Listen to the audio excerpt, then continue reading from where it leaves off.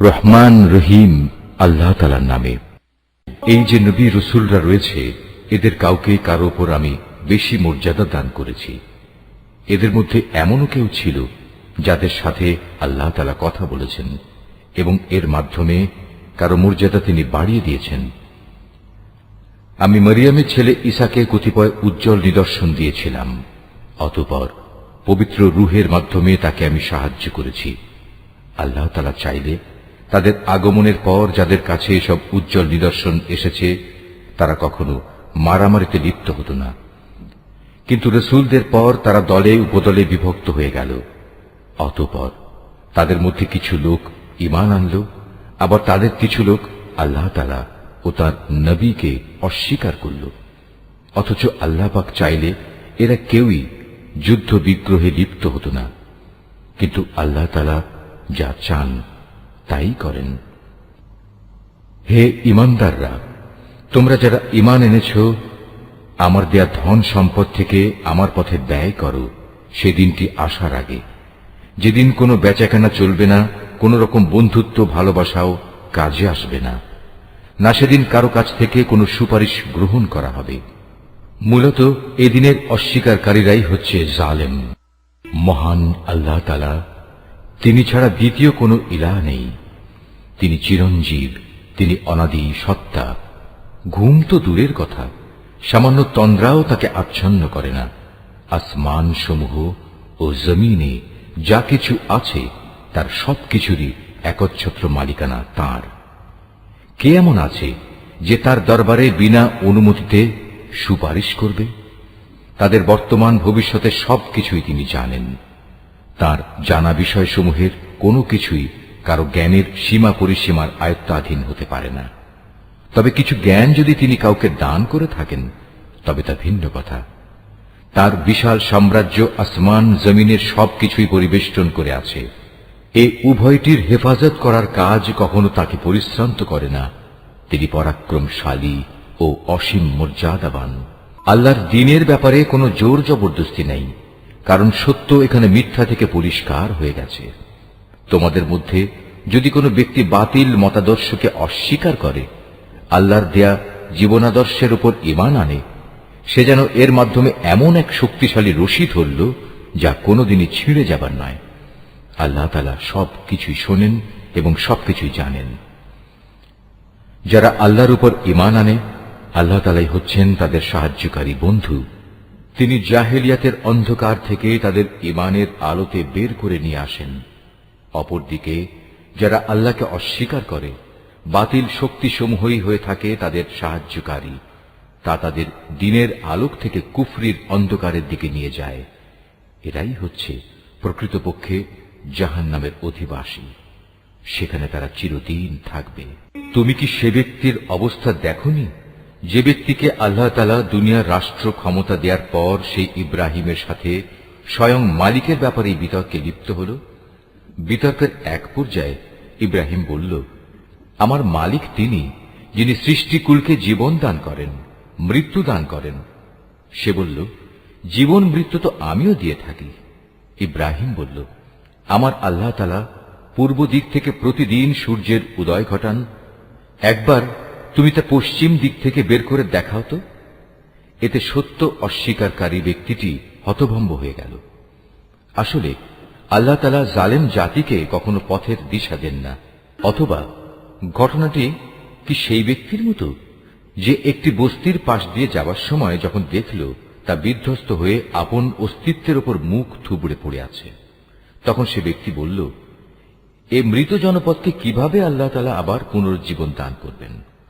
এক পর্যায়ে আল্লাহ তাআলা সত্যি সত্যি তাকে মৃত্যু দান করলেন এবং এভাবেই তাকে 100 বছর ধরে মৃত ফেলে রাখলেন। অতঃপর তাকে পুনরায় জীবিত করলেন। এবার জিজ্ঞেস করলেন, বলতে পারো তুমি কতকাল মৃত অবস্থায় কাটিয়েছ? সে বলল, আমি একদিন কিংবা একদিনের কিছু অংশ মৃত অবস্থায় কাটিয়েছি। আল্লাহ তাআলা বললেন, বরং এমনি অবস্থায় তুমি 100 বছর কাটিয়ে দিয়েছ। তাকিয়ে দেখো তোমার নিজস্ব খাবার ও পানীয়ের দিকে, দেখবে তা বিন্দুমাত্র পচেনি। তোমার গাধাটির দিকেও দেখো, তাও একই অবস্থায় আছে। আমি এসব এজন্যই দেখালাম যেন আমি তোমাকে মানুষদের জন্য পরকালীন জীবনের একটি জীবন্ত প্রমাণ হিসেবে উপস্থাপন করতে পারি। এই মৃত জীবের হাড় পাঁজরগুলোর দিকে তাকিয়ে দেখো, তুমি নিজেই দেখতে পাবে আমি কিভাবে তা একটার সাথে আরেকটা জোড়া লাগিয়ে নতুন জীবন দিয়েছি। অতঃপর কিভাবে তাকে আমি গোশতের পোশাক পরিয়ে দিয়েছি। অতএব এভাবে আল্লাহর দেখানো এ বিষয়টি যখন তার কাছে পরিষ্কার হয়ে গেল, তখন সে বলে উঠল, আমি এটা জানি, অবশ্যই আল্লাহ তাআলা সব কিছুর উপর ক্ষমতাবান। আরো স্মরণ করো যখন ইব্রাহিম বলল, হে মালিক, মৃতকে তুমি কিভাবে পুনরায় জীবিত করো তা আমাকে একটু দেখিয়ে দাও। আল্লাহ তাআলা বললেন, কেন, না দেখে কি তুমি বিশ্বাস করো না? ইব্রাহিম বলল, হ্যাঁ প্রভু, আমি বিশ্বাস করি, কিন্তু এর দ্বারা আমার মন একটু সান্ত্বনা পাবে, এই যা। আল্লাহ তাআলা বললেন, তুমি বরং এক কাজ করো, 4টি পাখি ধরে আনো, অতঃপর আস্তে আস্তে এই পাখিগুলোকে তোমার কাছে পোষ মানিয়ে নাও, যাতে ওদের নাম তোমার কাছে পরিচিত হয়ে যায়। তারপর তাদের শরীর কেটে কয়েক টুকরা ভাগ করো, তাদের কাটা এক একটি টুকরো এক একটি পাহাড়ের উপর রেখে এসো। অতঃপর ওদের সবার নাম ধরে তুমি ডাকো, দেখবে জীবন্ত পাখিতে পরিণত হয়ে ওরা তোমার কাছে দৌড়ে আসবে। তুমি জেনে রাখো, আল্লাহ তাআলা মহা শক্তিশালী, বিজ্ঞ, কুশলী। যারা নিজেদের ধন সম্পদ আল্লাহ তাআলার পথে খরচ করে, তাদের উদাহরণ হচ্ছে একটি বীজের মতো, যে বীজটি বপন করার পর তা থেকে একে একে 7টি শীষ বেরুল, আবার এর প্রতিটি শীষে রয়েছে 100 শস্য দানা। আসলে আল্লাহ তাআলা যাকে চান তাকে বহু গুণ বৃদ্ধি করে দেন। আল্লাহ তাআলা অনেক প্রশস্ত, অনেক বিজ্ঞ। যারা আল্লাহ তাআলার পথে নিজেদের ধন সম্পদ ব্যয় করে এবং ব্যয় করে তা প্রচার করে বেড়ায় না, খোঁটা দেয় না এবং কষ্টও দেয় না, এজন্য তাদের মালিকদের কাছে তাদের জন্য পুরস্কার সংরক্ষিত রয়েছে।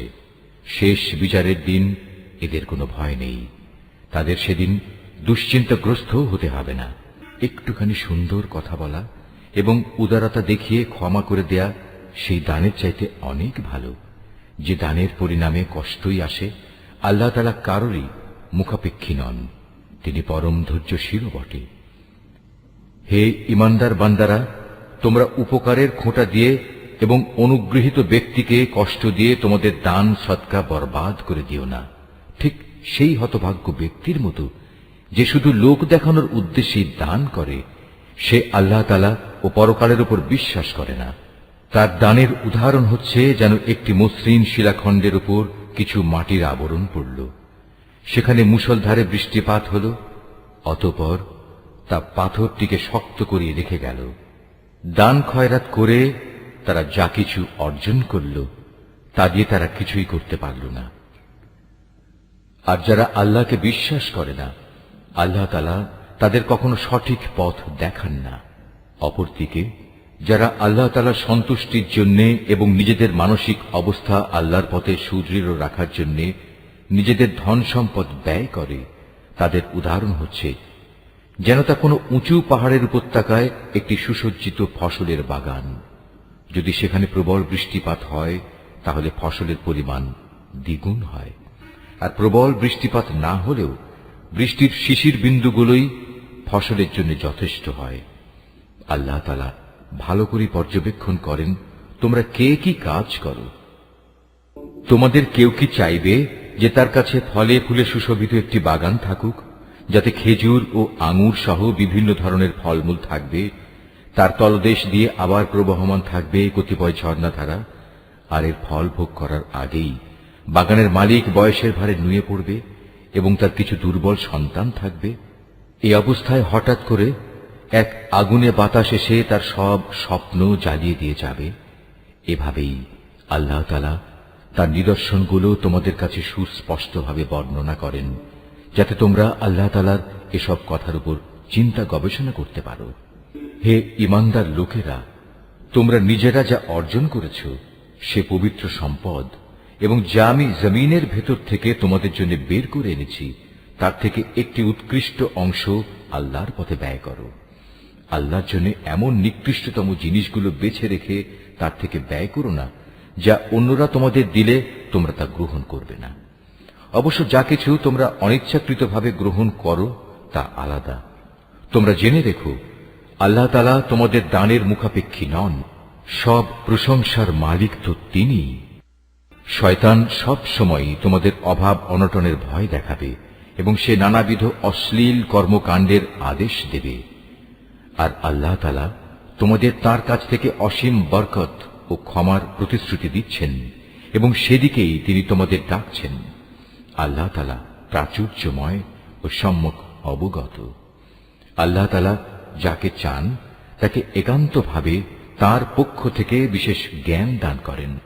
আর যে ব্যক্তিকে আল্লাহ তাআলার সেই বিশেষ জ্ঞান দেওয়া হলো, সে যেন মনে করে তাকে প্রচুর কল্যাণ দান করা হয়েছে। আর প্রজ্ঞা সম্পন্ন ব্যক্তি ছাড়া আল্লাহর এসব কথা থেকে অন্য কেউ কোনো শিক্ষাই গ্রহণ করতে পারে না। তোমরা যা কিছু খরচ করো আর যা কিছু খরচ করার জন্য মানত করো, আল্লাহ তাআলা অবশ্যই তা ভালো করেই জানেন। জালেমদের আসলেই কোনো সাহায্যকারী নেই। আল্লাহ তাআলা সন্তুষ্টির জন্য তোমরা যা কিছু দান করো, তা যদি প্রকাশ্যভাবে মানুষদের সামনে করো তা ভালো কথা, তাতে কোনো দোষ নেই। তবে যদি তোমরা তা মানুষদের কাছে গোপন রাখো এবং চুপে চুপে অসহায়দের দিয়ে দাও, তা হবে তোমাদের জন্য উত্তম। এ দানের কারণে আল্লাহ তাআলা তোমাদের বহুবিধ গুনাহ খাতা মুছে দেবেন। আর তোমরা যাই করো না কেন, আল্লাহ তাআলা সবকিছু সম্পর্কেই ওয়াকিবহাল রয়েছেন।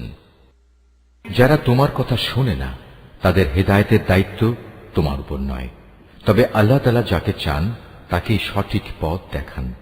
তোমরা যা দান সদকা করো, এটা তোমাদের জন্য কল্যাণকর, কারণ তোমরা তো এজন্যই খরচ করো যেন আল্লাহর সন্তুষ্টি অর্জন করতে পারো। তোমরা আজ যা কিছু দান করবে, আগামীকাল তার পুরোপুরি পুরস্কার তোমাদের আদায় করে দেয়া হবে। সেদিন তোমাদের উপর কোন রকম জুলুম করা হবে না। দান সদকা তো তোমাদের মাঝে এমন কিছু গরিব মানুষের জন্য, যারা আল্লাহর পথে এমন ভাবে ব্যাপৃত, যারা নিজেদের জন্য জমিনের বুকে চেষ্টা সাধনা করতে পারে না।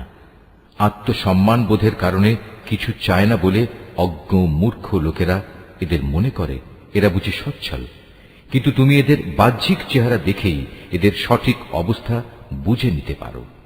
এরা মানুষদের কাছ থেকে কাকুতি মিনতি করে ভিক্ষা করতে পারে না। তোমরা যা কিছুই খরচ করবে, আল্লাহ তাআলা তার যথার্থ বিনিময় দেবেন, কারণ তিনি সবকিছুই দেখেন। যারা দিনরাত প্রকাশ্যে ও সঙ্গোপনে নিজেদের মাল সম্পদ ব্যয় করে, তাদের মালিকের দরবারে তাদের এ দানের প্রতিফল সুরক্ষিত রয়েছে। তাদের উপর কোন রকম ভয়ভীতি থাকবে না, তারা চিন্তিতও হবে না। যারা সুদ খায়, তারা মাথা উঁচু করে দাঁড়াতে পারবে না। দাঁড়ালেও তার দাঁড়ানো হবে সে ব্যক্তির মতো যাকে শয়তান নিজস্ব পরশ দিয়ে দুনিয়ার লোভ লালসায় মহাচ্ছন্ন করে রেখেছে। এটা এই কারণে যেহেতু এরা বলে ব্যবসা বাণিজ্য তো সুদের মতোই একটা কারবারের নাম, অথচ আল্লাহ তাআলা ব্যবসা হালাল করেছেন এবং সুদকে হারাম করেছেন। তাই তোমাদের যার যার কাছে তার মালিকের পক্ষ থেকে সুদ সংক্রান্ত এ উপদেশ পৌঁছেছে, সে অতঃপর সুদের কারবার থেকে বিরত থাকবে। আগে এ আদেশ আসা পর্যন্ত যে সুদ সে খেয়েছে তা তো তার জন্য অতিবাহিত হয়েই গেছে। তার ব্যাপার একান্তই আল্লাহ তাআলার সিদ্ধান্তের উপর। কিন্তু এরপর যে ব্যক্তি আবার সুদী কারবারে ফিরে আসবে, তারা অবশ্যই জাহান্নামের অধিবাসী হবে, সেখানে তারা চিরদিন থাকবে। আল্লাহ তাআলা সুদ নিশ্চিহ্ন করেন, অপরদিকে দান সৎকার পবিত্র কাজকে তিনি উত্তরোত্তর বৃদ্ধি করেন। আল্লাহ তাআলা তার নিয়ামতের প্রতি অকৃতজ্ঞ পাপিষ্ঠ ব্যক্তিদের কখনো পছন্দ করেন না। তবে যারা সত্যিকার অর্থে আল্লাহ তাআলার উপর ঈমান এনেছে এবং ভালো কাজ করেছে, নামাজ প্রতিষ্ঠা করেছে, যাকাত আদায় করেছে, তাদের সেদিন কোনো ভয় থাকবে না, তারা সেদিন চিন্তিতও হবে না। হে ঈমানদার লোকেরা, তোমরা সুদের ব্যাপারে আল্লাহকে ভয় করো। আগের সুদী কারবারের যেসব বকেয়া আছে তোমরা তা ছেড়ে দাও, যদি সত্যিই তোমরা আল্লাহর উপর ঈমান আনো। যদি তোমরা এমনটি না করো, তাহলে অতঃপর আল্লাহ তাআলা ও তাঁর রাসূলের পক্ষ থেকে তোমাদের বিরুদ্ধে যুদ্ধের ঘোষণা থাকবে। আর যদি এখনো তোমরা আল্লাহর দিকে ফিরে আসো, তাহলে তোমরা তোমাদের মূলধন ফিরে পাবার অধিকারী হবে। সুদী কারবার দ্বারা অন্যের উপর জুলুম করো না, তোমাদের উপরও অতঃপর সুদের জুলুম করা হবে না। সে ঋণ গ্রহীতা ব্যক্তি কখনো যদি অভাবগ্রস্ত হয়ে পড়ে তাহলে তার উপর চাপ দিও না, বরং তার সচ্ছলতা ফিরে আসা পর্যন্ত তাকে অবকাশ দাও। আর যদি তা মাফ করে দাও তাহলে তা হবে তোমাদের জন্য অতি উত্তম কাজ। যদি তোমরা ভালোভাবে জানো তাহলে তাই করো। সেদিনটিকে ভয় করো যেদিন তোমাদের সবাইকে আল্লাহর দিকে ফিরিয়ে নেওয়া হবে। সেদিন প্রত্যেক মানব সন্তানকে জীবনভর কামাই করা পাপ পুণ্যের পুরোপুরি ফলাফল দিয়ে দেয়া হবে। কারো উপর সেদিন কোনো ধরনের জুলুম করা হবে না। হে ঈমানদার বান্দারা, তোমরা যখন পরস্পরের সাথে নির্দিষ্ট একটি সময়ের জন্য ঋণের চুক্তি করো তখন তা লিখে রাখো। তোমাদের মধ্যকার যে কোনো একজন লেখক সুবিচারের ভিত্তিতে এ চুক্তিনামা লিখে দেবে। যাকে আল্লাহ তাআলা লেখা শিখিয়েছেন সে যেন কখনো লিখতে অস্বীকৃতি না জানায়। লেখার সময় ঋণ গ্রহীতা লেখককে বলে দেবে কি কি শর্ত সেখানে লিখতে হবে। এ পর্যায়ে লেখককে অবশ্যই তার মালিক আল্লাহ তাআলাকে ভয় করা উচিত। চুক্তিনামা লেখার সময় লক্ষ্য রাখতে হবে তার কিছু যেন বাদ না পড়ে। যদি সে ঋণ গ্রহীতা অজ্ঞ, মূর্খ এবং সব দিক থেকে দুর্বল হয়, অথবা চুক্তিনামার কথাবার্তা বলে দেওয়ার ক্ষমতাই তার না থাকে, তাহলে তার পক্ষ থেকে তার কোনো অভিভাবক ন্যায়ানুগ পন্থায় বলে দেবে কি কি কথা লিখতে হবে। তদুপরি তোমাদের মধ্যে থেকে দুইজন পুরুষকে এ চুক্তিপত্রে সাক্ষী বানিয়ে নিও। যদি দুইজন পুরুষ একত্রে পাওয়া না যায় তাহলে একজন পুরুষ এবং দুজন মহিলা সাক্ষী হবে, যাতে করে তাদের একজন ভুলে গেলে দ্বিতীয়জন তাকে স্মরণ করিয়ে দিতে পারে। এমন সব লোকদের মধ্যে থেকে সাক্ষী নিতে হবে যাদের উভয় পক্ষ পছন্দ করবে। সাক্ষীদের যখন সাক্ষী প্রদানের জন্য ডাকা হবে তখন তারা তা অস্বীকার করবে না। লেনদেনের সময় পরিমাণ ছোট হোক কিংবা বড় হোক, দিনক্ষণ সহ তা লিখে রাখার ব্যাপারে অবহেলা করো না। এটা আল্লাহর কাছে ন্যায্যতর ও সাক্ষ্য দানের ক্ষেত্রে অধিক মজবুত ভিত্তির উপর প্রতিষ্ঠিত, এবং পরবর্তীকালে যাতে তোমরা সন্দিগ্ধ না হও তার সমাধানের জন্যও এটা নিকটতর পন্থা। যা কিছু তোমরা নগদ হাতে হাতে আদান প্রদান করো তা সব সময় না লিখলেও তোমাদের কোনো ক্ষতি নেই, তবে ব্যবসায়িক লেনদেনের সময় অবশ্যই সাক্ষী রাখবে। দলিলের লেখক ও চুক্তিনামার সাক্ষীদের কখনো তাদের মত বদলানোর জন্য কষ্ট দেয়া যাবে না।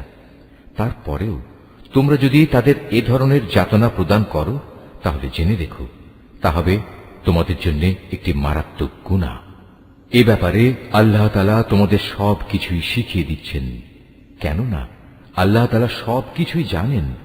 যদি তোমরা কখনো সফরে থাকো এবং এ কারণে ঋণের চুক্তি লেখার মতো কোনো লেখক না পাও, তাহলে চুক্তি লেখার বদলে কোনো জিনিস বন্ধক রেখে দাও। যখন তোমাদের কোনো ব্যক্তি অপর ব্যক্তিকে কোনো বন্ধকি জিনিসের ব্যাপারে বিশ্বাস করে, এমতাবস্থায় যে ব্যক্তিকে বিশ্বাস করা হয়েছে তার উচিত সেই আমানত যথাযথ ফেরত দেয়া এবং আমানতের ব্যাপারে আল্লাহ তাআলাকে ভয় করা, যিনি তার মালিক। তোমরা কখনো সাক্ষ্য গোপন করো না। যে ব্যক্তি তা গোপন করে সে অবশ্যই অন্তরের দিক থেকে পাপিষ্ঠ সাব্যস্ত হয়। বস্তুত আল্লাহ তাআলা তোমাদের যাবতীয় কাজকর্মের ব্যাপারে সম্যক অবগত রয়েছেন। আসমান জমিনে যা কিছু আছে তা সবই আল্লাহ তাআলার জন্য। তোমরা তোমাদের মনের ভেতরে যা কিছু আছে তা যদি প্রকাশ করো কিংবা তা গোপন করো, আল্লাহ তাআলা একদিন তোমাদের কাছ থেকে এর পুরোপুরি হিসাব গ্রহণ করবেন। এরপর তিনি যাকে ইচ্ছা তাকে মাফ করে দেবেন, আবার যাকে ইচ্ছা তাকে তিনি শাস্তি দেবেন। আল্লাহ তাআলা সব কিছুর উপর ক্ষমতাবান। আল্লাহর রসূল সে বিষয়ের উপর ঈমান এনেছে যা তার উপর তার মালিকের পক্ষ থেকে নাযিল করা হয়েছে, আর যারা সে রসূলের উপর বিশ্বাস স্থাপন করেছে তারাও সে একই বিষয়ের উপর ঈমান এনেছে। এরা সবাই ঈমান এনেছে আল্লাহর উপর, তার ফেরেশতাদের উপর, তার কিতাব সমূহের উপর, তার রসূলদের উপর। তারা বলে, আমরা তার পাঠানো নবী রসূলদের কারো মাঝে কোন রকম পার্থক্য করি না। আর তারা বলে, আমরা তো আল্লাহর নির্দেশ শুনেছি এবং তা মেনেও নিয়েছি। হে আমাদের মালিক, আমরা তোমার ক্ষমা চাই এবং আমরা জানি আমাদের একদিন তোমার কাছেই ফিরে যেতে হবে। আল্লাহ তাআলা কখনো কাউকেই তার শক্তি সামর্থ্যের বাইরে কোনো কাজের দায়িত্ব চাপিয়ে দেন না। সে ব্যক্তির জন্য ততটুকু বিনিময় রয়েছে যতটুকু সে এ দুনিয়ায় সম্পন্ন করবে। আবার সে যতটুকু মন্দ দুনিয়ায় অর্জন করেছে তার উপর তার ততটুকু শাস্তি পতিত হবে। অতএব হে মোমেন ব্যক্তিরা, তোমরা এই বলে দোয়া করো, হে আমাদের মালিক, যদি আমরা কিছু ভুলে যাই, কোথাও যদি আমরা কোনো ভুল করে বসি, তার জন্য তুমি আমাদের পাকড়াও করো না। হে আমাদের মালিক, আমাদের পূর্ববর্তী জাতিদের উপর যে ধরনের বোঝা তুমি চাপিয়েছিলে তা আমাদের উপর চাপিও না। হে আমাদের মালিক, যে বোঝা বইবার সামর্থ্য আমাদের নেই তা তুমি আমাদের উপর চাপিয়ে দিও না। তুমি আমাদের উপর মেহেরবানি করো, তুমি আমাদের মাফ করে দাও, আমাদের উপর তুমি দয়া করো। তুমি আমাদের একমাত্র আশ্রয়দাতা বন্ধু। অতএব কাফেরদের মোকাবেলায় তুমি আমাদের সাহায্য করো।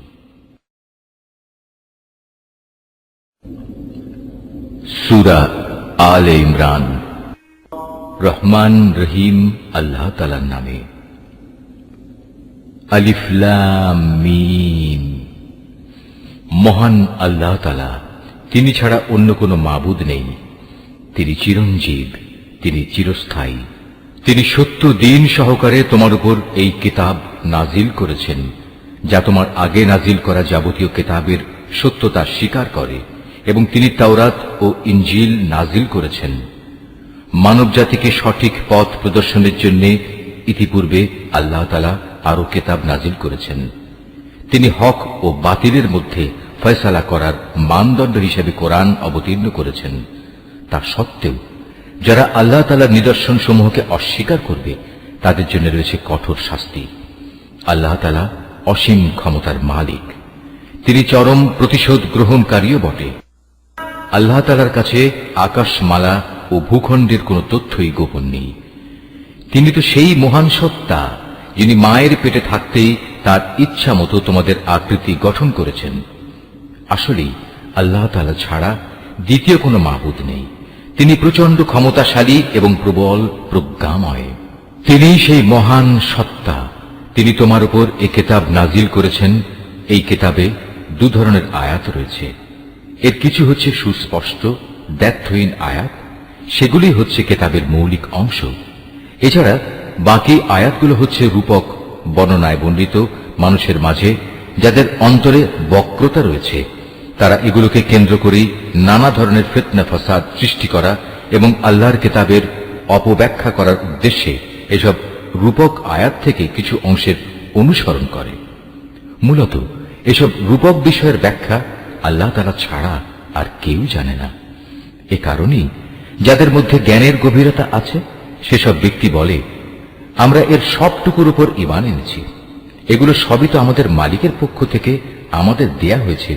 সত্য কথা হচ্ছে, আল্লাহর হেদায়েতে প্রজ্ঞা সম্পন্ন লোকেরাই কেবল শিক্ষা গ্রহণ করে থাকে। তারা আরো বলে, হে আমাদের মালিক, একবার যখন তুমি আমাদের সঠিক পথের দিশা দিয়েছ, তখন আর তুমি আমাদের মনকে বাঁকা করে দিও না। একান্ত তোমার কাছ থেকে আমাদের প্রতি দয়া করো, কেননা যাবতীয় দয়ার মালিক তো তুমি। হে আমাদের মালিক, তুমি অবশ্যই সমগ্র মানব জাতিকে তোমার সামনে হিসাব নিকাশের জন্য একদিন একত্রিত করবে, এতে কোনো রকম সন্দেহ নাই। নিঃসন্দেহে আল্লাহ তাআলা কখনোই ওয়াদা ভঙ্গ করেন না। যারা আল্লাহ তাআলা ও তাঁর বিধান অস্বীকার করেছে তাদের ধন সম্পদ ও সন্তান সন্ততি আল্লাহর আযাব থেকে তাদের বাঁচানোর ব্যাপারে কোনোই উপকারে আসবে না। পরিণামে তারাই হবে জাহান্নামের ইন্ধন। তাদের পরিণতি হবে ফিরআউন ও তাদের পূর্ববর্তী নাফরমান জাতিসমূহের মতো। তারা আমার আয়াতসমূহ মিথ্যা প্রতিপন্ন করেছিল। অতএব তাদের অপরাধের কারণে আল্লাহ তাআলা তাদের শক্ত করে পাকড়াও করলেন। বস্তুত শাস্তি প্রয়োগে আল্লাহ তাআলা অত্যন্ত কঠোর।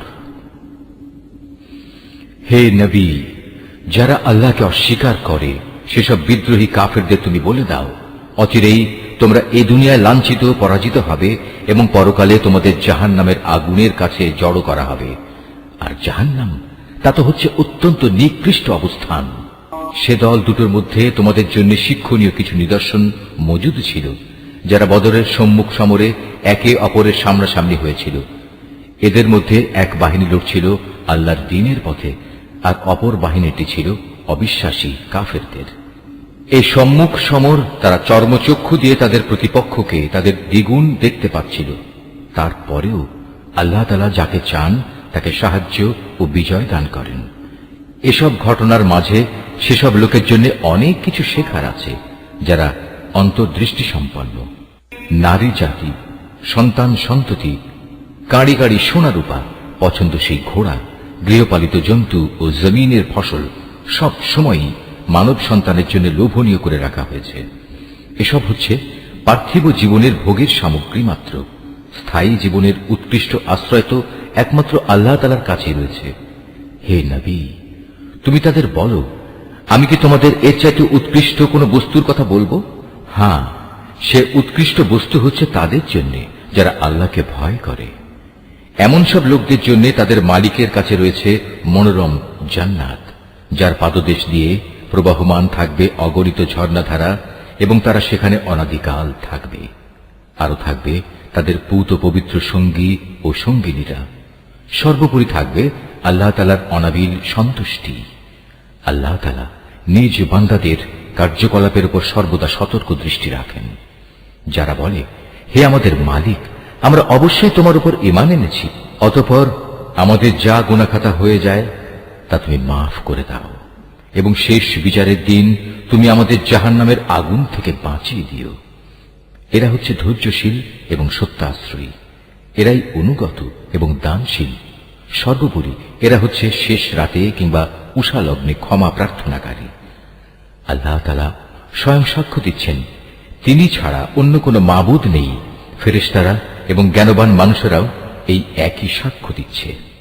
আল্লাহ তাআলাই একমাত্র ন্যায় ও ইনসাফ কার্যকর করেন। তিনি ছাড়া দ্বিতীয় কোনো মাবুদ নাই। তিনি পরাক্রমশালী, তিনি প্রজ্ঞাময়। নিঃসন্দেহে মানুষের জীবন বিধান হিসেবে আল্লাহ তাআলার কাছে ইসলামই একমাত্র গ্রহণযোগ্য ব্যবস্থা। যাদের আল্লাহর পক্ষ থেকে কিতাব দেওয়া হয়েছিল, তারা এই জীবন বিধান থেকে বিচ্যুত হয়ে নিজেরা একে অপরের প্রতি বিদ্বেষ ও হিংসার বশবর্তী হয়ে বিভিন্ন দলে উপদলে বিভক্ত হয়ে মতানৈক্যে লিপ্ত হয়ে পড়েছিল।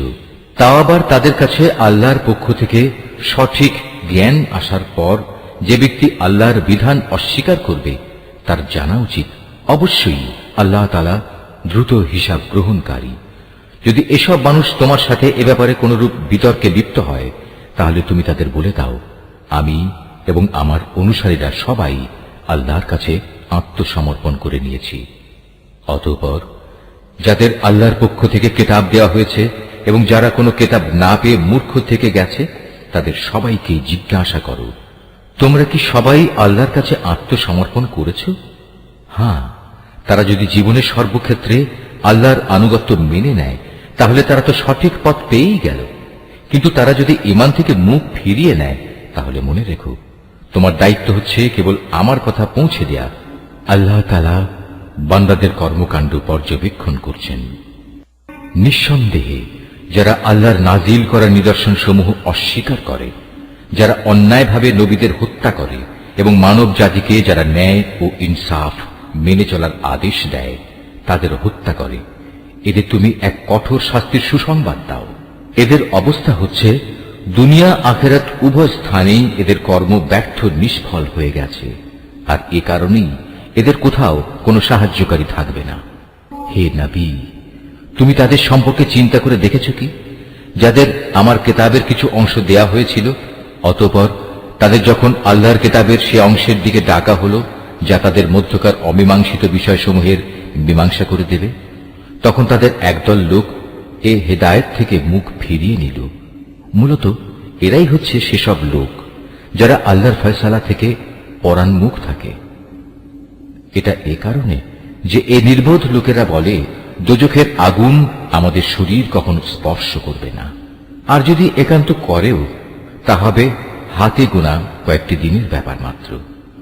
মূলত তাদের নিজেদের ধর্ম বিশ্বাসের মাঝে নিজেদের মন গড়া ধারণাই তাদের প্রতারিত করে রেখেছে। অতঃপর সেদিন অবস্থান কেমন হবে, যেদিন আমি সমগ্র মানব সন্তানকে একত্রিত করব, যেদিন সম্পর্কে কোনো দ্বিধা সন্দেহের অবকাশ নেই। সেদিন প্রত্যেক মানব সন্তানকেই তার নিজস্ব অর্জিত বিনিময় পুরোপুরি দিয়ে দেয়া হবে এবং সেদিন কার ওপর বিন্দু মাত্র জুলুম করা হবে না। হে নবী, তুমি বলো, হে রাজাধিরাজ মহান আল্লাহ, তুমি যাকে ইচ্ছা তাকে সাম্রাজ্য দান করো, আবার যার কাছ থেকে চাও তা কেড়েও নিয়ে যাও। যাকে ইচ্ছা তুমি সম্মানিত করো, যাকে ইচ্ছা তুমি অপমানিত করো। সব রকমের কল্যাণ তো তোমার হাতেই নিবদ্ধ। নিশ্চয়ই তুমি সবকিছুর উপর একক ক্ষমতাবান। তুমি রাতকে দিনের মাঝে সামিল করো, আবার দিনকে রাতের ভেতর সামিল করো। প্রাণহীন বস্তু থেকে তুমি যেমন প্রাণের আবির্ভাব ঘটাও, আবার প্রাণহীন অসাড় বস্তু বের করে আনো প্রাণ সর্বস্ব জীব থেকে, এবং যাকে ইচ্ছা তুমি বিনা হিসেবে রিজিক দান করো। ইমানদার ব্যক্তিরা কখনো ইমানদারদের বদলে অবিশ্বাসী কাফেরদের নিজেদের বন্ধু বানাবে না। যদি তোমাদের কেউ তা করে, তবে আল্লাহর সাথে তার কোনো সম্পর্কই থাকবে না।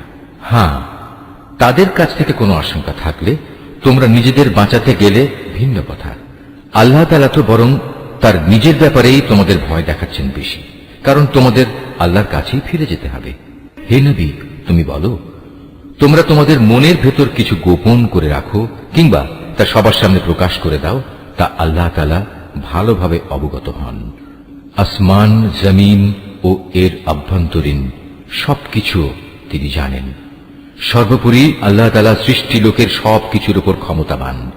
তিনি সকল শক্তির আধার।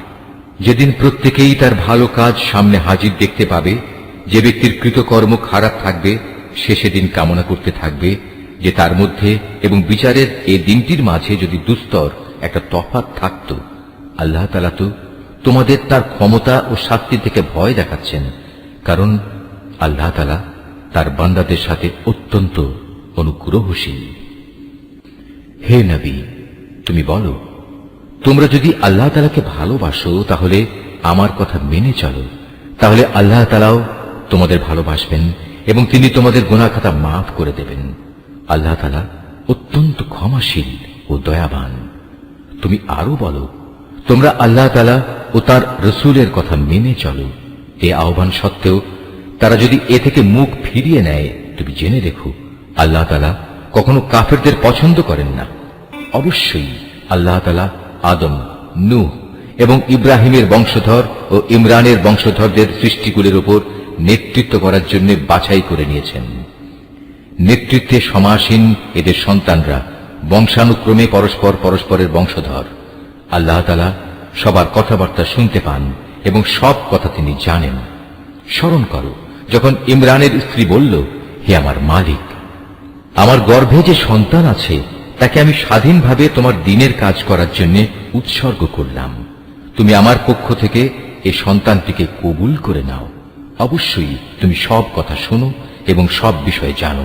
অতঃপর একসময় যখন ইমরানের স্ত্রী সেই সন্তান জন্ম দিল, তখন সে বলল, হে আমার মালিক, এ কি? আমি তো দেখছি একটি মেয়ে সন্তান জন্ম দিয়েছি। একটা মেয়েকে কিভাবে আমি তোমার পথে উৎসর্গ করব? আল্লাহ তাআলা তো ভালোভাবেই জানতেন ইমরানের স্ত্রী কোন ধরনের শিশু জন্ম দিয়েছে। আসলে আল্লাহ তাআলার কোনো কোনো কাজের জন্য ছেলে কিন্তু কখনো মেয়ের মতো হবে না। ইমরানের স্ত্রী বলল, আমি এই শিশুর নাম রাখলাম মারিয়াম, এবং আমি এই শিশু ও তার অনাগত সন্তানকে অভিশপ্ত শয়তানের অনিষ্ট থেকে রক্ষার জন্য তোমার কাছে আশ্রয় চাই। আল্লাহ তাআলা ইমরানের স্ত্রীর দোয়া কবুল করলেন এবং এই মেয়েটিকে অত্যন্ত আগ্রহ ভরেই গ্রহণ করে নিলেন এবং ধীরে ধীরে এই মেয়েটিকে তিনি ভালোভাবে গড়ে তুললেন। আর সেজন্যই আল্লাহ তাআলা তাকে জাকারিয়ার তত্ত্বাবধানে রেখে দিলেন।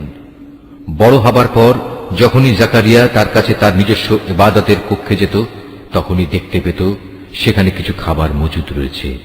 খাবার দেখে জাকারিয়া জিজ্ঞেস করত, হে মারিয়াম, এসব খাবার তোমার কাছে কোত্থেকে আসে?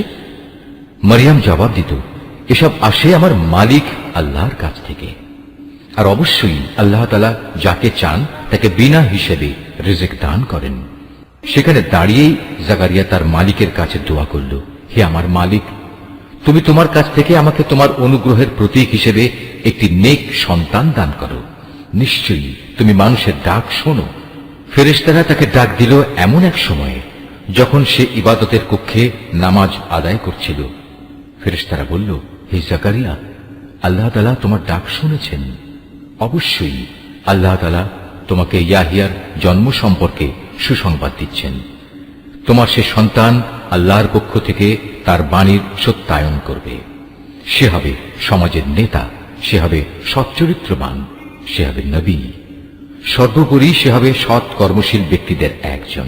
এ কথা শুনে জাকারিয়া বলল, হে আমার মালিক, আমার ঘরে ছেলে হবে কিভাবে? একে তো আমি নিজে বার্ধক্যে উপনীত হয়ে গেছি, তদুপরি আমার স্ত্রীও বন্ধা, সন্তান ধারণে সম্পূর্ণ অক্ষম। আল্লাহ তাআলা বললেন, হ্যাঁ, এভাবেই হয়। আল্লাহ তাআলা যা চান তাই তিনি করেন। জাকারিয়া নিবেদন করল, হে মালিক, তুমি আমার জন্য এর কিছু পূর্ব লক্ষণ ঠিক করে দাও। আল্লাহ তাআলা বললেন, হ্যাঁ, তোমার সে লক্ষণ হবে এই যে তুমি 3 দিন 3 রাত পর্যন্ত মানুষের সাথে ইশারা ইঙ্গিত ছাড়া কথাবার্তা বলবে না। এই অবস্থায় তুমি তোমার মালিককে বেশি বেশি স্মরণ করবে এবং সকাল সন্ধ্যায় তার পবিত্র নামসমূহের তসবিহ পাঠ করতে থাকবে। রুকু 5। অতঃপর মরিয়ম বয়প্রাপ্ত হল। আল্লাহ ফেরেশতারা যখন বলল, হে মরিয়ম, আল্লাহ তাআলা নিঃসন্দেহে তোমাকে একটি বিশেষ কাজের জন্য বাছাই করেছেন এবং এজন্য তোমাকে তিনি পবিত্র করেছেন এবং বিশ্বের নারীকুলের উপর তিনি তোমাকে সম্মানিত করেছেন। হে মরিয়ম, এর যোগ্য হওয়ার জন্য তুমি সর্বদা তোমার মালিকের অনুগত হও, তার কাছে আনুগত্যের মাথা নত করো। রুকুকারীদের সাথে তুমিও আল্লাহর সামনে রুকু করো। হে নবী, এ সবই ছিল তোমার জন্য অদৃশ্য লোকের সংবাদ। আমি এগুলো তোমাকে ওহির মাধ্যমে জানিয়েছি, নতুবা তুমি তো সেখানে তাদের পাশে হাজির ছিলে না, বিশেষ করে যখন ইবাদতখানার পুরোহিতরা মরিয়মের পৃষ্ঠপোষক কে হবে এটা নির্বাচনের জন্য ভাগ্যরেখায় কলম নিক্ষেপ করেছিল, আর তুমি তাদের ওখানে উপস্থিত ছিলে না যখন তারা বিতর্ক করছিল। অতঃপর ফেরেশতারা বলল, হে মরিয়ম, অবশ্যই আল্লাহ তাআলা তোমাকে একটি পুত্র সন্তানের জন্ম সংক্রান্ত নিজস্ব এক বাণীর সুসংবাদ দিচ্ছেন। তার নাম হবে মসীহ। সে পরিচিত হবে মরিয়মের পুত্র ঈসা হিসাবে। দুনিয়া আখিরাতের উভয় স্থানেই সে সম্মানিত হবে। সে হবে আল্লাহর সান্নিধ্যপ্রাপ্ত ব্যক্তিদের অন্যতম। সে দোলনায় থাকা অবস্থায় যেমন মানুষের সাথে কথা বলতে পারবে, পরিণত বয়সেও তেমনি ভাবে তাদের সাথে কথা বলবে। বস্তুত সে হবে নেককার মানুষদের একজন। মরিয়ম বলল, হে আমার মালিক, আমার গর্ভে সন্তান আসবে কোত্থেকে? আমাকে তো কখনো কোনো মানুষ সন্তান স্পর্শ পর্যন্ত করেনি। আল্লাহ তাআলা বললেন, এভাবেই আল্লাহ তাআলা যাকে চান তাকে চিরাচরিত নিয়ম ছাড়াই পয়দা করেন। তিনি যখন কোনো কাজ করার সিদ্ধান্ত নেন তখন শুধু তাকে বলেন, হয়ে যাও, অতঃপর সাথে সাথে তা সংঘটিত হয়ে যায়। ফেরেশতারা মরিয়মকে বলল, তোমার সন্তানকে আল্লাহ তাআলা তাঁর কিতাব ও প্রজ্ঞার বিষয়গুলো শেখাবেন, সাথে সাথে তিনি তাকে তাওরাত এবং ইনজিলও শিক্ষা দেবেন। আল্লাহ তাআলা তাকে বনী ইসরাইলদের কাছে রসুল করে পাঠালেন। অতঃপর সে আল্লাহ রসুল হয়ে তাদের কাছে এসে বলল, আমি নিঃসন্দেহে তোমাদের মালিকের কাছ থেকে নবুয়তের কিছু নিদর্শন নিয়ে এসেছি। সেই নিদর্শনগুলো হচ্ছে, আমি তোমাদের জন্য মাটি দ্বারা পাখির মতো করে একটি আকৃতি গঠন করব এবং পরে তাতে খুঁ দেব। অতঃপর তোমরা দেখবে এই আকৃতিটি আল্লাহর ইচ্ছায় জীবন্ত পাখি হয়ে যাবে, আর জন্মান্ধ এবং কুষ্ঠ রোগীকেও সুস্থ করে দেব। আল্লাহর ইচ্ছায় এভাবে আমি মৃতকেও জীবিত করে দেব। আমি তোমাদের আরো বলে দেব, তোমরা নিজের ঘরে কি কি জিনিস খাও, আবার কি জিনিস না খেয়ে জমা করে রাখো। মূলত তোমরা যদি আল্লাহর উপর ঈমান আনো তাহলে নিঃসন্দেহে এতে তোমাদের জন্য নিদর্শন রয়েছে। মসীহ ঈসা ইবনে মরিয়ম আরো বলবে, তাওরাতের যে বাণী আমার কাছে রয়েছে আমি তার সত্যায়নকারী। তাছাড়া তোমাদের উপর হারাম করে রাখা হয়েছে এমন কতিপয় জিনিসও আমি তোমাদের জন্য হালাল করে দেব, এবং আমি তোমাদের মালিকের পক্ষ থেকে এই নিদর্শন নিয়েই এসেছি। অতএব তোমরা আল্লাহকে ভয় করো এবং আমার আনুগত্য করো। নিশ্চয়ই আল্লাহ তাআলা আমার মালিক, তোমাদেরও মালিক। অতএব তোমরা তাঁরই ইবাদত করো, আর এটাই হচ্ছে একমাত্র সঠিক ও সোজা পথ। অতঃপর ঈসা যখন তাদের থেকে কুফরি আঁচ করতে পারল, তখন সে সাথীদের ডেকে বলল, কে আছো তোমরা? আল্লাহ তাআলার পথের দিকে চলার সময় আমার সাহায্যকারী হবে? হাওয়ারীরা বলল, হ্যাঁ, আমরাই হব আল্লাহর সাহায্যকারী। আমরা আল্লাহর উপর ঈমান এনেছি। হে ঈসা, তুমি সাক্ষী থাকো, আমরা সবাই এক একজন অনুগত বান্দা।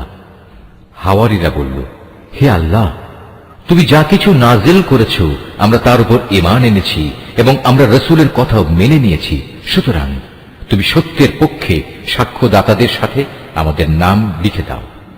অতঃপর বনী ইসরায়েলের লোকেরা আল্লাহর নবীর বিরুদ্ধে দারুণ শঠতা করল, তাই আল্লাহ কৌশলের পন্থা গ্রহণ করলেন। বস্তুত আল্লাহ তাআলাই হচ্ছেন সর্বোত্তম কৌশলী। যখন আল্লাহ তাআলা বললেন, হে ঈসা, আমি তোমার এই দুনিয়ার জীবন কাটানোর কাল শেষ করতে যাচ্ছি এবং বর্তমান পরিস্থিতিতে আমি তোমাকে আমার কাছে তুলে আনব।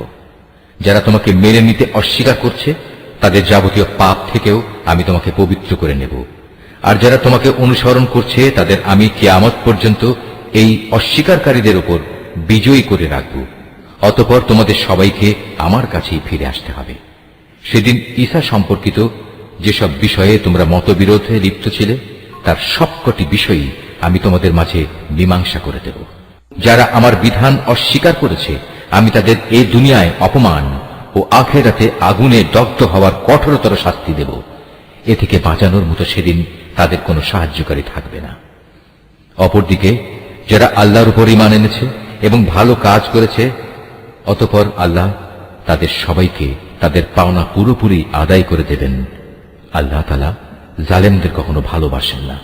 এই কিতাব যা আমি তোমাকে পড়ে শোনাচ্ছি তা হচ্ছে আল্লাহর নিদর্শন ও জ্ঞানপূর্ণ উপদেশ বিশেষ। সত্য কথা হচ্ছে আল্লাহ তাআলার কাছে ঈসার উদাহরণ হচ্ছে প্রথম মানুষ আদমের মতো। তাকেও আল্লাহ তাআলা মাতা পিতা ছাড়া সরাসরি মাটি থেকে পয়দা করেছেন। তারপর তাকে বললেন, এবার তুমি মানুষে পরিণত হয়ে যাও। সাথে সাথে তা মানুষ হয়ে গেল। এ হচ্ছে তোমার মালিক আল্লাহর পক্ষ থেকে আসা সত্য প্রতিবেদন। অতঃপর তোমরা কখনো সেসব দলে সামিল হও না যারা ঈসার ব্যাপারে নানা রকম সন্দেহ পোষণ করে। এ বিষয়ে আল্লাহর কাছ থেকে সঠিক জ্ঞান আসার পরেও যদি কেউ তোমার সাথে খামোখা ঝগড়া বিবাদ ও তর্ক করতে চায়, তাহলে তুমি তাদের বলে দাও, এসো আমরা সবাই এ ব্যাপারে একমত হই। আমরা আমাদের ছেলেদের ডাকবো এবং তোমাদের ছেলেদেরও ডাকবো। একইভাবে আমরা ডাকবো আমাদের নারীদের এবং তোমাদের নারীদেরও। সাথে সাথে আমরা আমাদের নিজেদের এবং তোমাদেরও একসাথে জড়ো হওয়ার জন্য ডাক দেব। অতঃপর সবাই এক জায়গায় জড়ো হলে আমরা বিনীতভাবে আবেদন করব, আমাদের মধ্যে যে মিথ্যাবাদী তার উপর আল্লাহর অভিশাপ বর্ষিত হোক। এ হচ্ছে সঠিক ও নির্ভুল ঘটনা। আল্লাহ তাআলা ছাড়া দ্বিতীয় কোনো মাবুদ নাই। নিঃসন্দেহে আল্লাহ তাআলা পরম শক্তিশালী ও প্রজ্ঞাময়।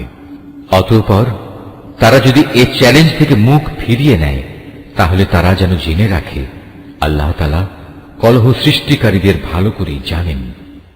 হে নবী, তুমি বলো, হে কিতাবধারীরা, এসো আমরা উভয় একমত হই এমন এক কথায় যা আমাদের কাছে এক ও অভিন্ন, এবং সে কথাটি হচ্ছে আমরা উভয়ই আল্লাহ তাআলা ছাড়া অন্য কারো ইবাদত করব না এবং তার সাথে অন্য কিছুকে অংশীদার বানাবো না। সর্বোপরি এক আল্লাহ তাআলা ছাড়া আমরা আমাদের মাঝেও একে অপরকে প্রভু বলে মেনে নেব না। অতঃপর তারা যদি এ থেকে মুখ ফিরিয়ে নেয়, তাহলে তাদের তুমি বলে দাও, তোমরা সাক্ষী থেকো, আমরা আল্লাহর সামনে আনুগত্যের মাথা নত করে দিয়েছি। তুমি আরো বলো, হে কিতাবধারীরা, তোমরা ইব্রাহিম সম্পর্কে আমাদের সাথে অযথা কেন তর্ক করো, অথচ তোমরা জানো তাওরাত ও ইনজিল তার অনেক পরে নাজিল করা হয়েছে। তোমরা কি একথা বুঝতে পারছো না? হ্যাঁ, এর কয়েকটি বিষয়ে তোমাদের হয়তো কিছু কিছু জানাশোনা ছিল এবং সে বিষয়ে তো তোমরা তর্ক বিতর্কও করলে, কিন্তু যেসব বিষয়ে তোমাদের কোনো জ্ঞানই নেই সেসব বিষয়ে তোমরা বিতর্কে লিপ্ত হচ্ছ কেন?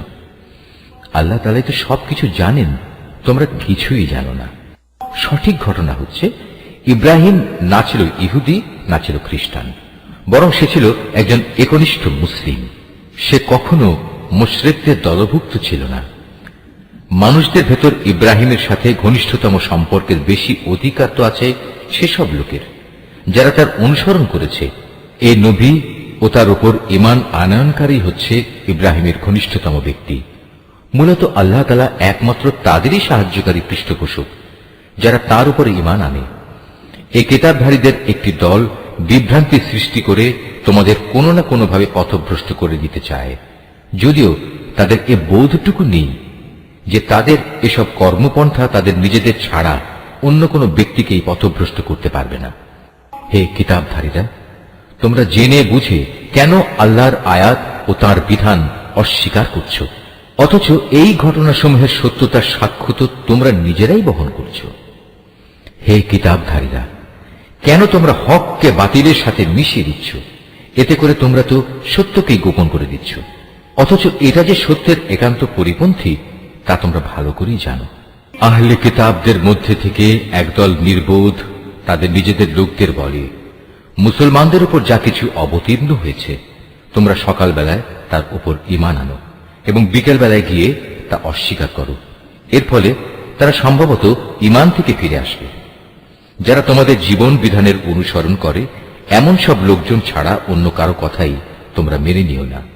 হে নবী, তুমি বলে দাও, একমাত্র হেদায়েত হচ্ছে আল্লাহর হেদায়েত। তোমরা একথা মনে করো না যে তোমাদের যে ধরনের ব্যবস্থা দেওয়া হয়েছে তেমন ধরনের কিছু অন্য কাউকেও দেওয়া হবে এবং সে সূত্র ধরে অন্য লোকেরা তোমাদের মালিকের দরবারে তোমাদের বিরুদ্ধে কোন রকম যুক্তিতর্ক খাড়া করবে। হে নবী, তুমি তাদের বলে দাও, হেদায়েতের এ অনুগ্রহ তো আল্লাহর হাতেই। তিনি যাকে ইচ্ছা তাকেই তা দান করেন। আল্লাহ তাআলা বিশাল প্রজ্ঞা সম্পন্ন। নিজের দয়া দিয়ে তিনি যাকে ইচ্ছা তাকে হিদায়াতের জন্য খাস করে নেন।